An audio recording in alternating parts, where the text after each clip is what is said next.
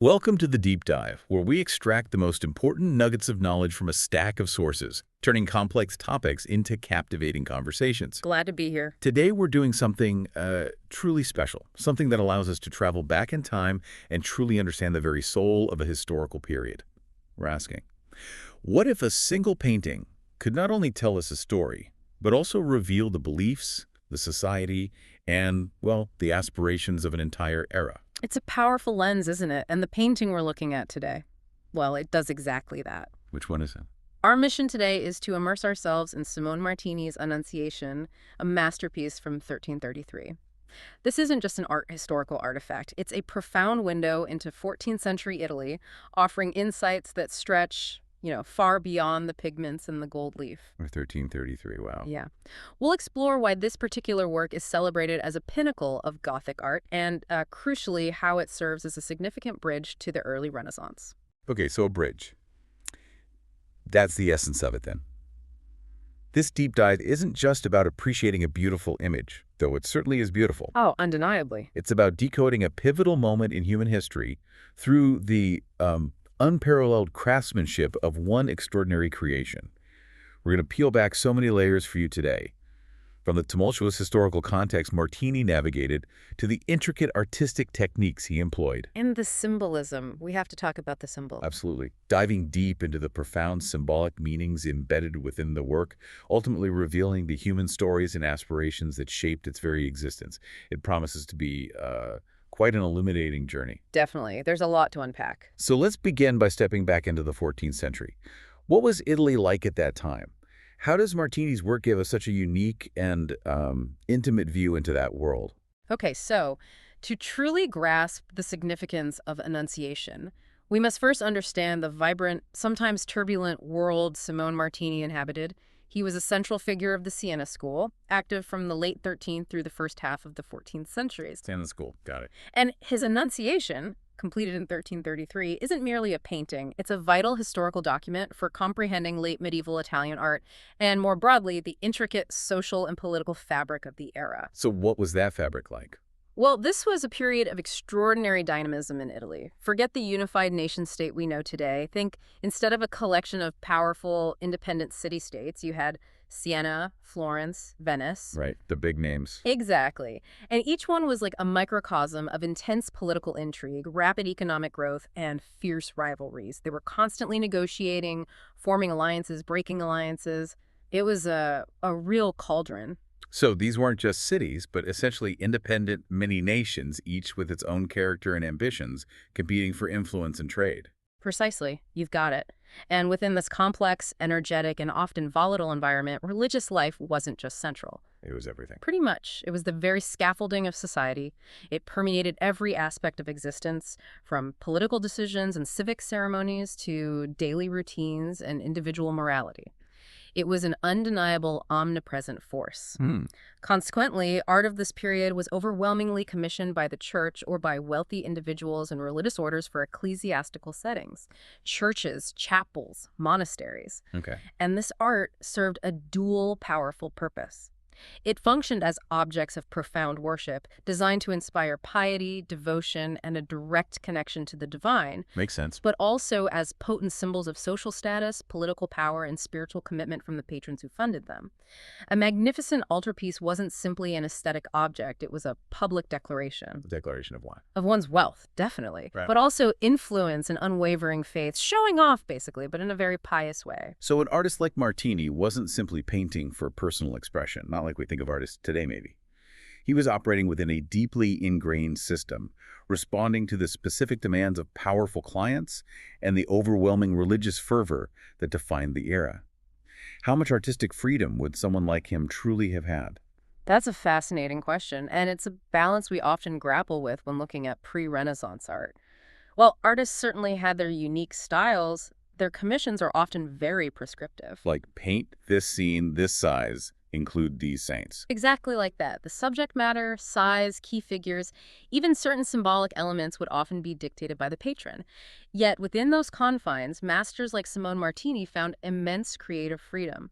He emerged in the system not just as a skilled craftsman, but as an innovator. How so? He truly elevated both the sacred narrative and the elegant Gothic aesthetic to new, breathtaking heights.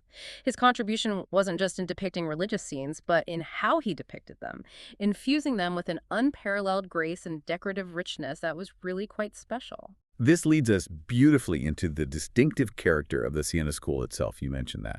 What makes their approach, particularly as exemplified by Martini's Annunciation, so utterly unique, especially when we compare it to, say, the more familiar Florentine art of the same period, Giotto and all that? Right, that's a crucial distinction that really helps us understand the artistic landscape of 14th century Italy. While Florentine artists, most famously Giotto, were pushing towards a revolutionary naturalism, depicting figures with a sense of weight, volume, and occupying believable three-dimensional space. Trying to make it look real. Kind of, yeah. The Siena school, with Martini as its leading light, cultivated a distinctly different aesthetic. Their focus was on an ornate, delicate, and profoundly decorative style. Where Florence was beginning to emphasize realism and solidity, Siena prioritized lyrical beauty and an almost ethereal elegance. Ethereal. Like otherworldly. Exactly. Art historians often describe Siena's lines as finer, more decorative, and more graceful compared to the more robust forms coming out of Florence. Martini's Annunciation is not just an example of this. It's considered the quintessential masterpiece of the specific Sienese Gothic sensibility. The absolute peak example. You could say that. You can observe it in the flowing drapery, the elongated, almost wheatless figures, the intricate patterns, and the shimmering surfaces that prioritize spiritual beauty over strict anatomical accuracy. It's less about mimicking the earthly world and more about creating a vision of the divine.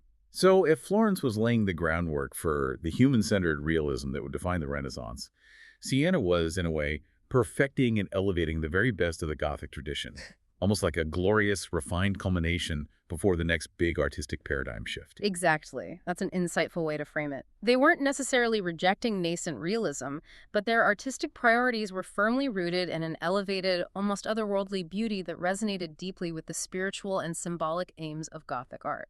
It wasn't a lack of skill, it was a different goal. Precisely.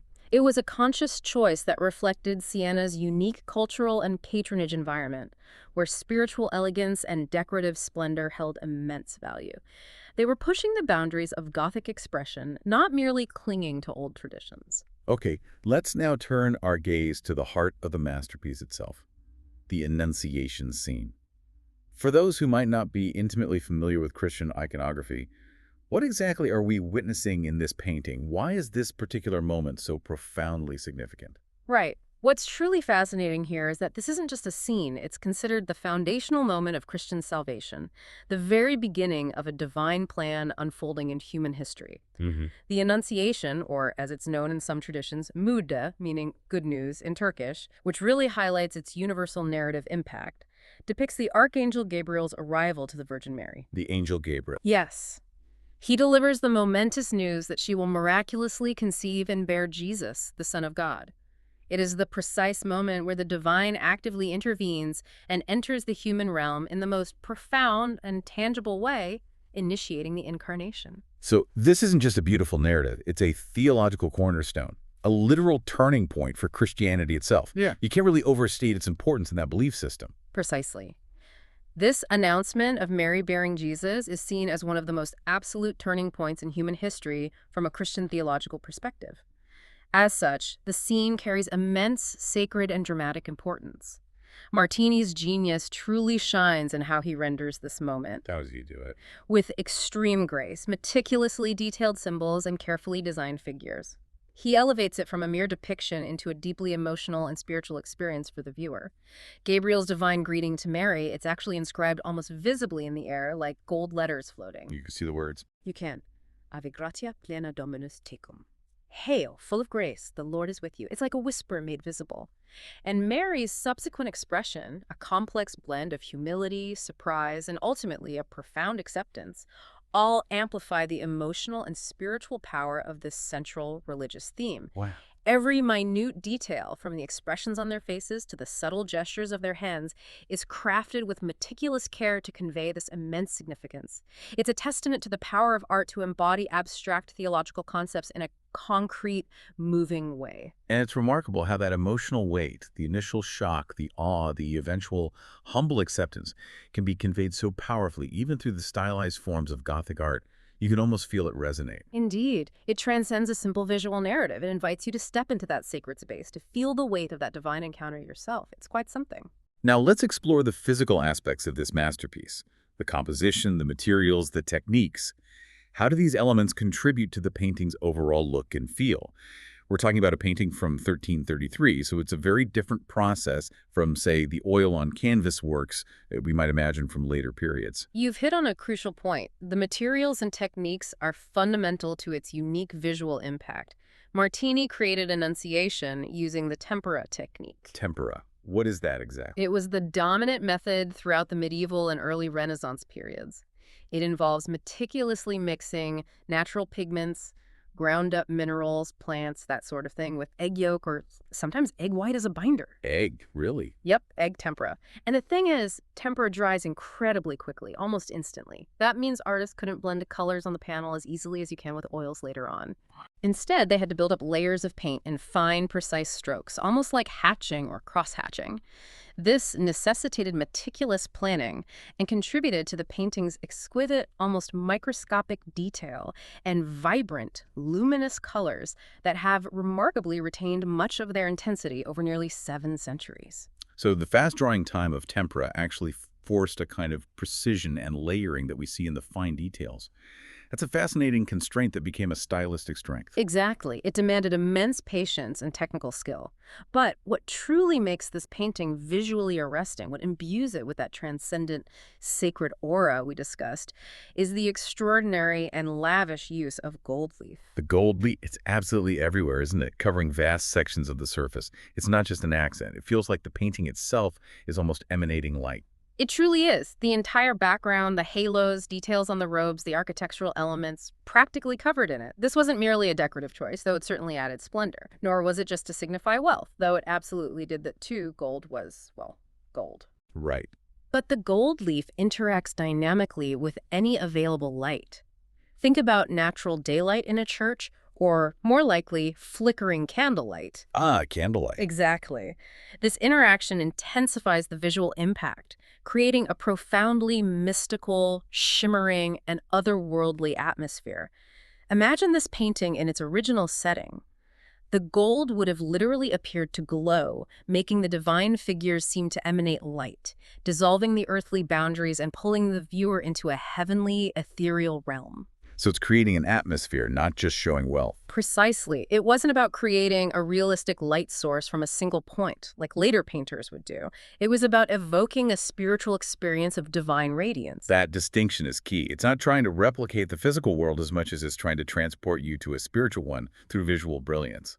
And what about the figures themselves in the background? They appear very distinct from what later generations might consider realistic.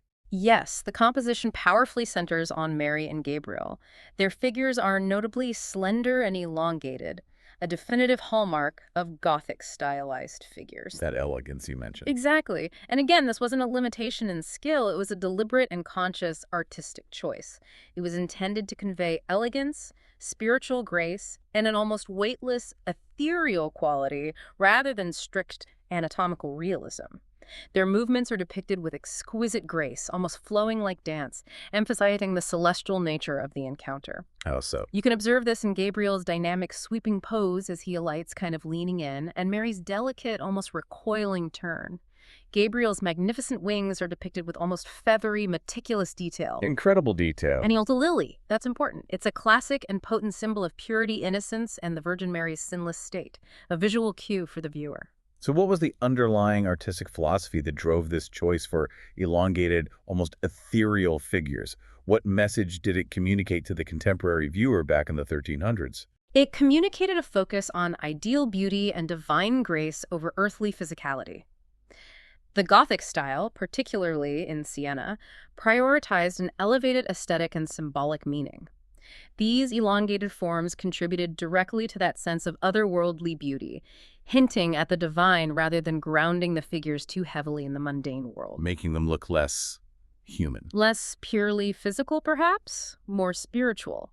As for the background, it's also highly symbolic. You won't find the kind of deep, illusionistic, three-dimensional space that would become common in high Renaissance paintings. No vanishing points here. Not really, no. Instead, it features pointed arches, intricately embossed columns, and rich, delicate ornamentation, all quintessential elements of Gothic architecture.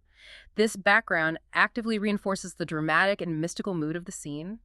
It consciously creates a decorative and symbolic space rather than an illusion of deep, measurable reality. So the architecture isn't just a backdrop. No, it's part of the message. This was a deliberate artistic choice of the period, where the spiritual message and symbolic meaning were paramount, often taking precedence over strict spatial realism.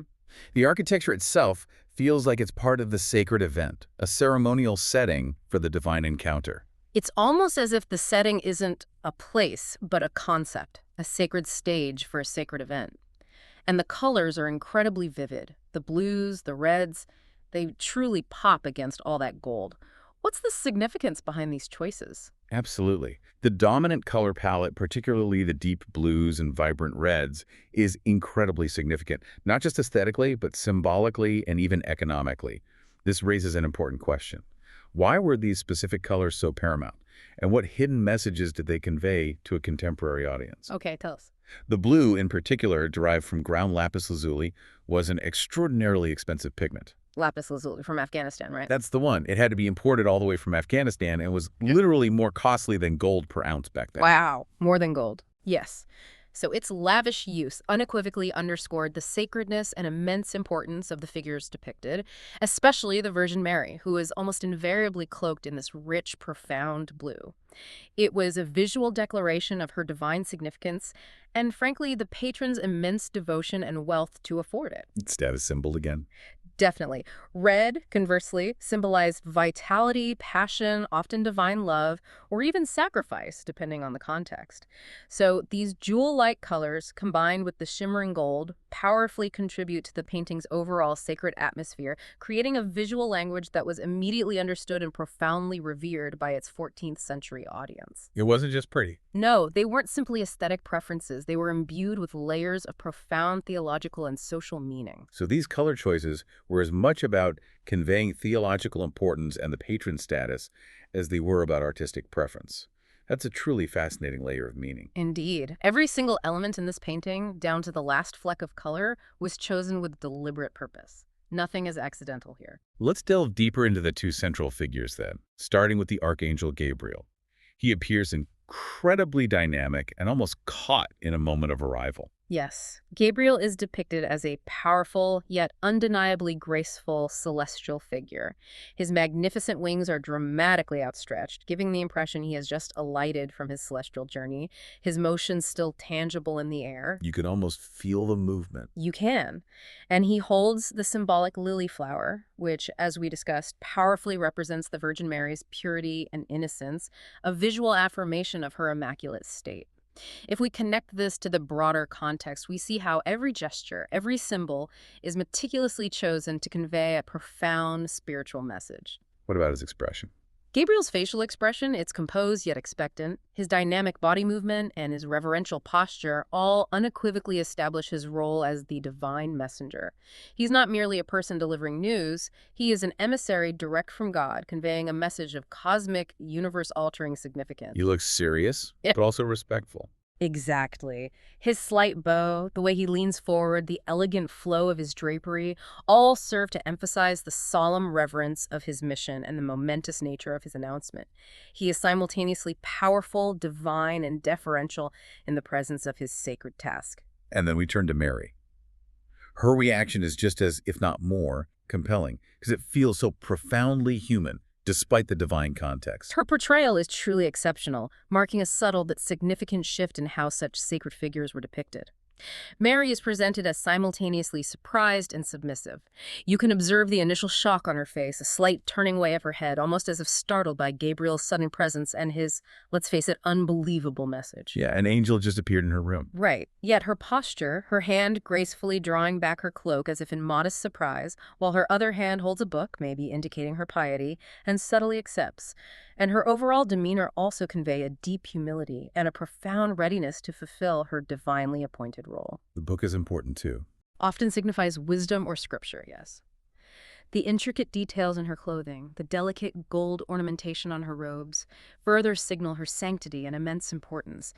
But it is her deeply human reaction that resonates most powerfully with us, I think. Her gaze, directed downwards, suggests not only modesty, but perhaps a moment of profound contemplation, maybe even internal struggle before acceptance. Her gestures convey the full emotional weight and the human aspect of this sacred moment. What specifically makes her reaction so relatable, so believable, even divine, without becoming overly dramatic or theatrical? Because it's not melodramatic at all. That's a crucial point, and it speaks to Martini's subtle genius and the burgeoning artistic trends of the era. This portrayal reflects a growing tendency in medieval art, especially moving towards the 14th century, to imbue religious subjects with a more human and emotional dimension.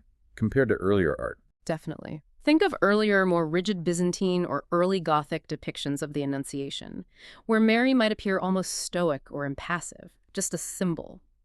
Here, Martini infuses her with a believable human emotion, initial surprise, a touch of understandable hesitation, quickly followed by a humble and profound acceptance. It feels more real. It does. It's a subtle shift, but its significance cannot be overstated.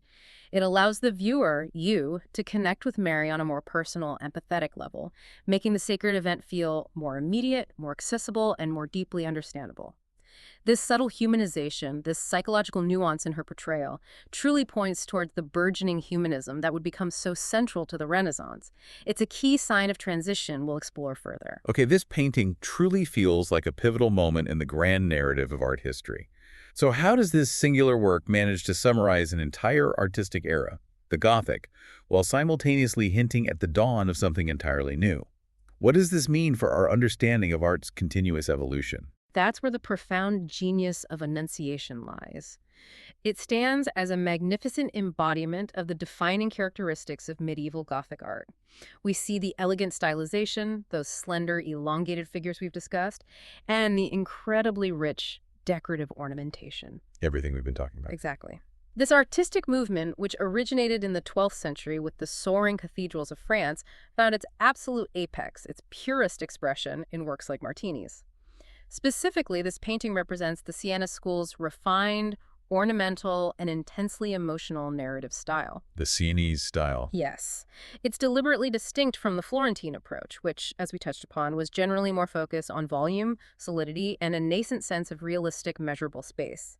Martini's finer, more decorative, more graceful lines truly set Siena apart and epitomize a form of Gothic purity that reached its ultimate refinement in his hands.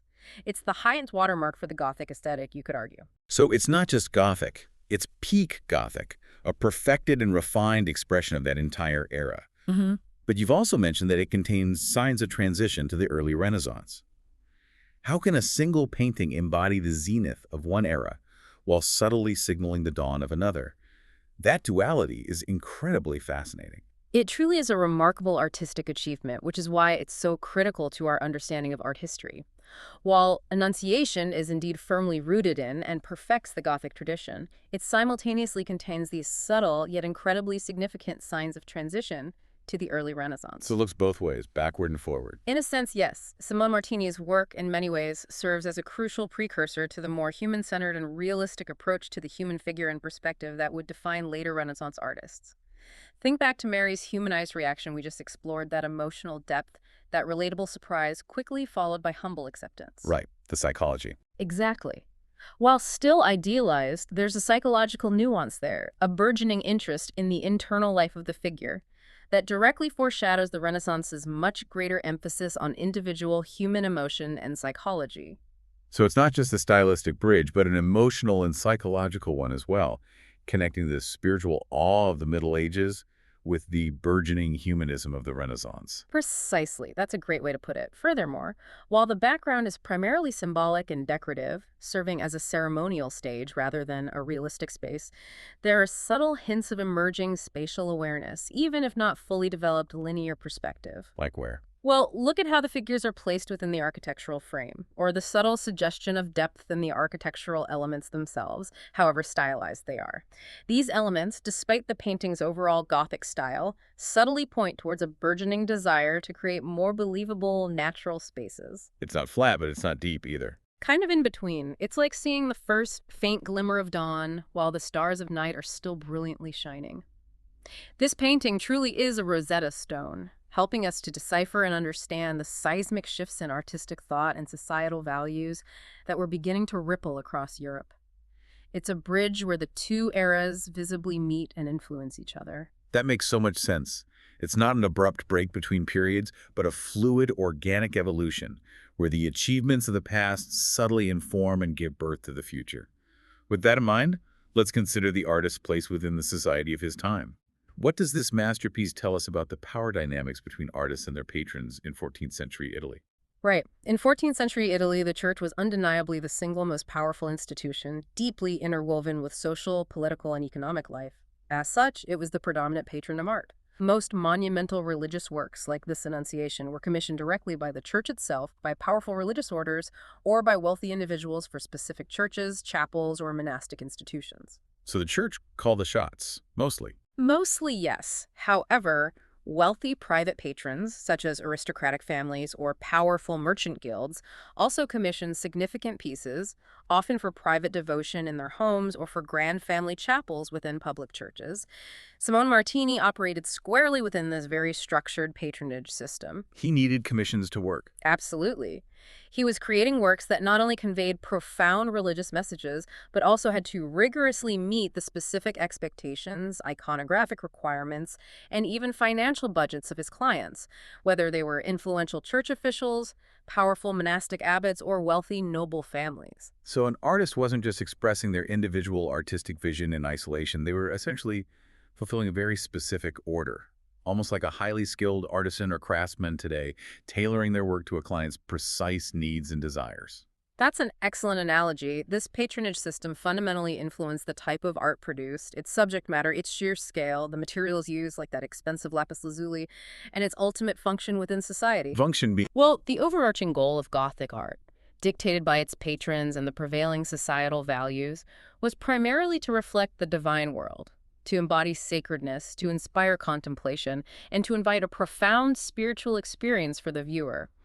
It wasn't about the artist's personal expression in the modern romantic sense, you know? right, not art for art's sake. Not at all. It was about serving a higher purpose, often for the greater glory of God, the salvation of the patron's soul, or the civic pride of a city.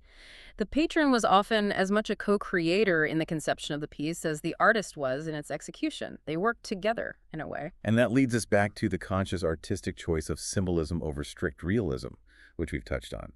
What's fascinating here is that these artistic choices weren't a limitation born of underdeveloped skill, but a deliberate method to achieve a specific, powerful effect. Can you elaborate on why this choice was made? Absolutely. In Gothic art, symbolism, elegant stylization, and rich decorative elements were deliberately prioritized over strict anatomical or spatial realism. This wasn't because artists lacked the nascent skills that would later develop into full-blown Renaissance techniques. They were incredibly skilled craftsmen. They knew what they were doing. Oh, completely. Rather, their primary goal was spiritual communication, not mimicking the mundane world. The scientific understanding of linear perspective, the system for creating the illusion of deep, measurable space on a flat surface, as if looking through a window, was still developing and would not be fully codified until the early 15th century by people like Brunelleschi in Florence. So Martini wouldn't have known those rules yet. Not in the codified way, no. So spaces and figures were often designed to be symbolic and decorative precisely because this served the spiritual aim. The shimmering gold background, the elongated figures, the flat planes of color, these elements serve to elevate the scene from the earthly to the heavenly, creating a powerful, almost ecstatic spiritual impact. The aim was to evoke wonder and reverence, not to trick the eye into believing a physical reality. So it's a conscious aesthetic and theological choice. It sounds like they weren't trying to trick the eye into seeing reality. They were trying to elevate the soul into seeing the divine, making the artwork a conduit to the spiritual rather than a window to the physical. Precisely put. Compare this approach to later Renaissance art, where masters like Masaccio or Brunelleschi would definitively master linear perspective, creating deep, illusionistic spaces that pulled the viewer into the scene as if they were physically present within it. A very different feeling. Completely different. Gothic art, by contrast, often kept the viewer at a respectful, contemplative distance, inviting contemplation of a sacred, symbolic realm rather than a tangible, earthy one. This contrast highlights the fundamentally distinct goals and worldviews of these different artistic periods. Neither is superior, they simply had different aims for what art could and should achieve. Looking back at all we've discussed, how does Simone Martini's Annunciation ultimately fit into the grand, sweeping narrative of art history? What is its enduring legacy, both as a pinnacle of an era and as a whisper of what was to come? Well, Annunciation stands as an undisputed pinnacle of Gothic art and a monumental defining work in Italian art history. No question about it. It embodies the very best of what the Gothic style, particularly the Sienese variant, could achieve, both religiously and aesthetically. The best of the best. You could say that. Simone Martini's unique combination of elegant figures, exquisite detailed ornamentation, and compelling dramatic narration not only captivated his contemporaries and secured his reputation, but also profoundly inspired subsequent generations of artists across Europe, particularly those working in the international Gothic style later. His mastery of line, his innovative use of color, and his remarkable ability to convey profound emotion within a highly stylized, almost courtly framework solidified his place as a true master who pushed the boundaries of Gothic expression to their zenith. So it's more than just a great painting. It's a high watermark, a shining example of an entire artistic movement reaching its full, glorious potential. Exactly. But what's truly remarkable and what makes this painting so endlessly fascinating for art historians and casual viewers alike is that the Annunciation also contains the unmistakable first signs of the early Renaissance's human-centered and more natural approach. That bridge again. That bridge. If we connect this to the bigger picture, it means this single work truly acts as that Rosetta Stone we talked about, helping us to decipher and understand the seismic, epoch-making shifts in artistic thought that were beginning to ripple through Europe. Mary's deeply humanized emotional depth, the subtle, nascent attempts at suggesting spatial awareness, even within a symbolic framework. Hints of what's next. Exactly. And the overall emphasis on a more relatable, emotionally resonant narrative all powerfully point towards the future. This work is not merely a historical relic, it's a living testament to artistic evolution, a bridge where two worlds, the medieval and the Renaissance, visibly meet, blend, and influence each other. It makes that momentous transition tangible and understandable for us, the viewers, even centuries later. It's truly incredible how one painting can encapsulate so much history, so much profound belief, and so much artistic evolution, all within a single frame. Just amazing. It really is. And that brings us to the close of our deep dive into Simone Martini's Annunciation.